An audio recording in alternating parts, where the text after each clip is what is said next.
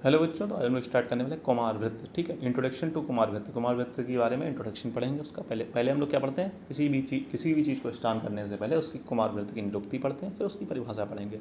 चरक संहिता के टीकाकार चक्रपाणी ने कुमार वृत्त की निरुक्ति इस प्रकार बताई है।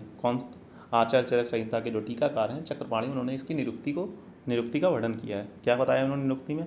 कुमारस्य भरणम अधिकृतम कृतम कुमार वृत्तम, यानी कि कुमारस्य भरण कृतम कुमार भृत्यम। ठीक है, अर्थात कुमारों के भरण यानी पोषण के लिए जो तंत्र है वही कुमार भृत्य है। यानी कि कुमारों के भरण पोषण यानी कुमारों को न्यूट्रिशन प्रोवाइड के लिए कुमार की मतलब अलग अलग अवस्था में क्या क्या उन्हें फूड देना चाहिए, कैसे उन्हें रखना चाहिए, उसके बारे में पूरा डिस्क्रिप्शन जहाँ पर मिलता है उसे हम लोग क्या कहते हैं, कुमार वृत्त यानी कि पीडिया कहते हैं, मगर मॉडर्न से कोरिलेट करें।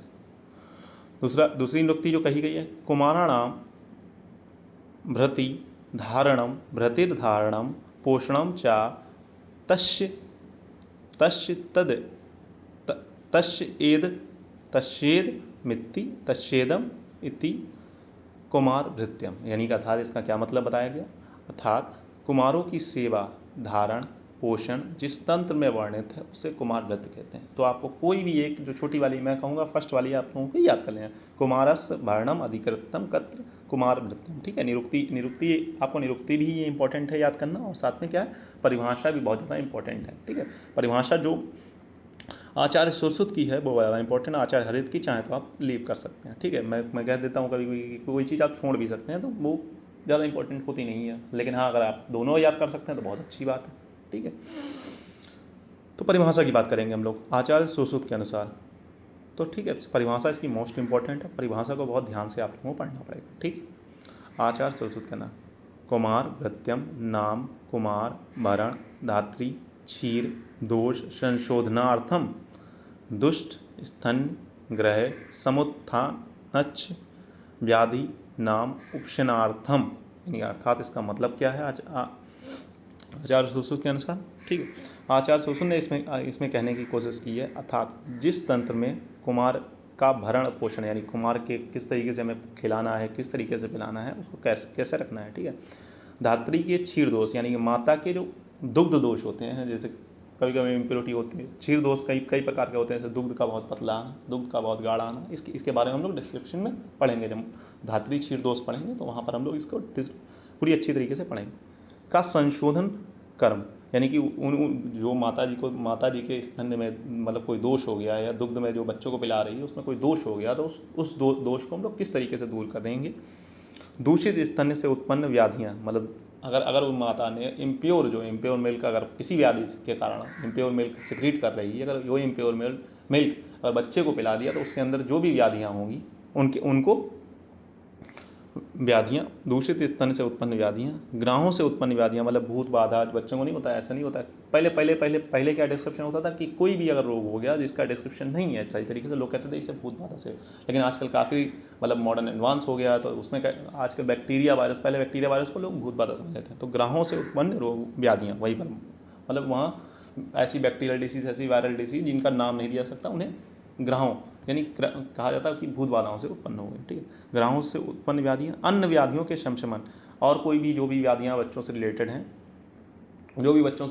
डायरिया हो गया, डिसेंट्री हो गया, निमोनिया हो गया, बच्चे को जो भी हो गया, चिकन पॉक्स हो गया, मेजल्स हो गया, मम्स हो गया, रुबेला हो गया, खसरा हो गया, ये सारी बीमारियाँ जो भी हैं मतलब जो पुराने समय में जिस नाम से जानी जाती हैं, तो उनके संशमन का वर्णन हो उसे कुमार वृत्त कहते हैं। मतलब इन सारी बीमारियों का देखो, पहले माता के क्षीर दोष प्लस बच्चे के भरण पोषण, किस तरीके से आपको खिलाना है, किस तरीके से पिलाना है, किस महीने में कितना खिलाना है, उसके बारे में वर्णन होगा। अगर उससे कोई बीमारी हो जाती है तो उस बीमारी का पहले तो वर्णन होगा कि उस बीमारी के लक्षण क्या है, फिर उस बीमारी की चिकित्सा का भी वर्णन होगा। ठीक है, उस बीमारी की चिकित्सा मतलब उस बीमारी के शमशान के लिए क्या क्या कर सकते हैं उसका वर्णन होगा, उसे ही हम लोग क्या कहते हैं, कुमार वृत्ति कहते हैं। मतलब इसमें जो माता दुग्ध वगैरह पिला रही उसको उसके क्षीर दोष या उसको कोई बीमारी का वर्णन है तो उसको भी कुमार वृत्त के अंतर्गत वर्णन किया गया, और बच्चे के अंदर जो बीमारियां हैं उसको भी कुमार वृत्त के अंदर वर्णन किया गया। ठीक है, इसका हम लोग पढ़ने वाले हैं आचार्य हरित मतानुसार। तो आचार्य हरित मतानुसार अगर आप याद करना चाहें तो याद कर सकते हैं, अगर छोड़ना चाहें तो छोड़ सकते हैं, लेकिन हिंदी दोनों की इंपॉर्टेंट, हिंदी आपको याद ही करनी पड़ेगी। गर्भ उपक्रम विज्ञानम श्रुतिका उपक्रम अस्तथा बालानाम रोग शमनी क्रिया बाल चिकित्सा। ठीक है, इन्होंने बाल बाल मतलब कुमार व्रत की जगह बाल चिकित्सा के नाम से ठीक है आचार्य हरित ने। गर्भ उपक्रम विज्ञानम मतलब गर्भ उपक्रम अर्थात गर्भ के लिए उपक्रम अर्थात गर्भकालीन उपक्रम मतलब सूतिकालीन व्यवस्था यानी 45 डेज आफ्टर बर्थ श्रुतिका उपक्रम अस्तथा मतलब उन श्रुतिकालीन व्यवस्था। ठीक है, गर्भ के लिए उपक्रम मतलब जब बच्चे गर्भ में है, जब बच्चा गर्भ में है तब के बारे में डिस्क्रिप्शन मतलब तब क्या क्या करना चाहिए उसके बारे में डिस्क्रिप्शन।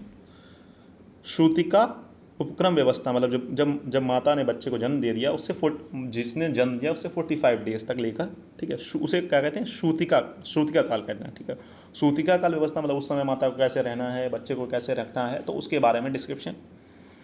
बालानाम रोग शमनी मतलब अगर बालक को कोई रोग होते हैं तो उनके शमन रोग शमनी क्रिया बाल चिकित्सा इन सब का अंतर्भाव यानी कुमार व्रत या बाल चिकित्सा में किया जाता है। मतलब इन सब का डिस्क्रिप्शन कहाँ पर मिलेगा आपको, कुमार व्रत और या फिर बाल चिकित्सा। देखा एक चीज़ याद रखना, आचार्य हरित ने बाल चिकित्सा कहा है, कुमार व्रत के नाम से नहीं कहा है। तो ये MCQ में आ सकता है, तो आपके लोगों में MCQ भी हैं।